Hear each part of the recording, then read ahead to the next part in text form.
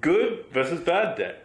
What's the difference? You might have heard it around, but is there good debt? Or is all debt bad? Today I'm going to take you through the differences between credit cards, Afterpay, home loans, all the stuff, and you'll learn what the difference between good debt and what the difference is between bad debt. Let's jump right in.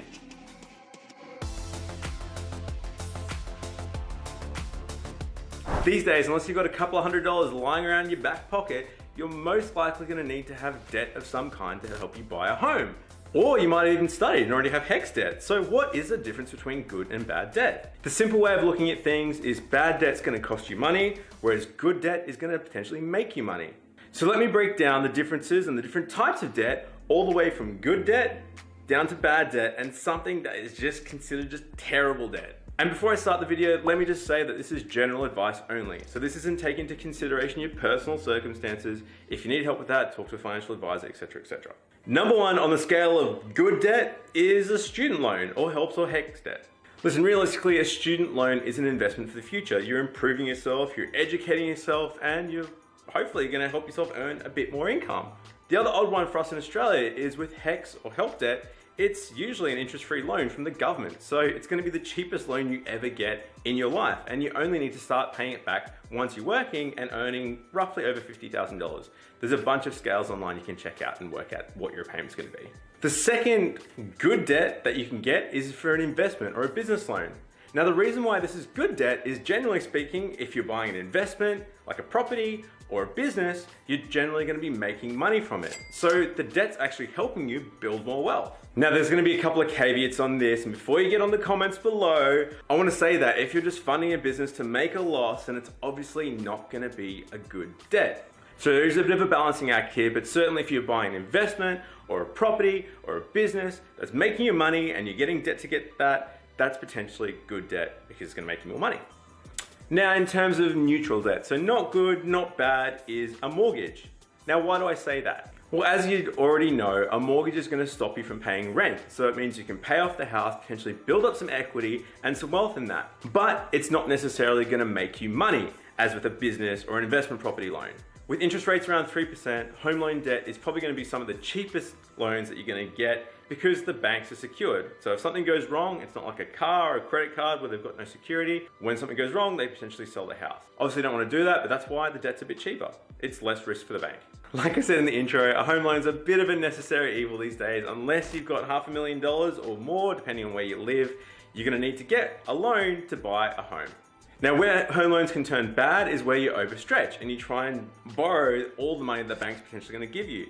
Now, you want to keep those repayments to probably under 40% of your income, because once you own the home, you're going to need to take care of stuff like insurance, rates, maintenance, all that other things that you need to have a bit of a spare income there, and you got to live. All right, let's get on to the bad debt. So this is the stuff that actually costs you money, and you really need to question why you're doing it. Now, the first really bad debt is a car loan. Now, the reason being, cars are depreciating assets. So you can buy a car this year for 50 grand, and in 5 years, I can almost guarantee you it's going to be worth less than half. It's pretty depressing. The reality is a lot of banks and building societies will happily give you the money as soon as you're out of school, you get your first job, you earn a good income to buy a car.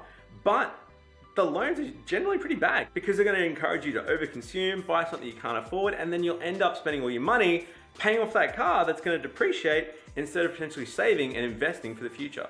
The other thing is the interest rates are usually higher. They're going to be sort of 8 to 10% plus for a car loan, depending on how old it is. The second bad debt is a personal loan. Now, this is a mistake that a lot of people make. You go on a holiday, you can't quite afford it, you get a personal loan to pay for that, and you can end up spending years and years and years trying to pay it back and get yourself back on the straight and narrow.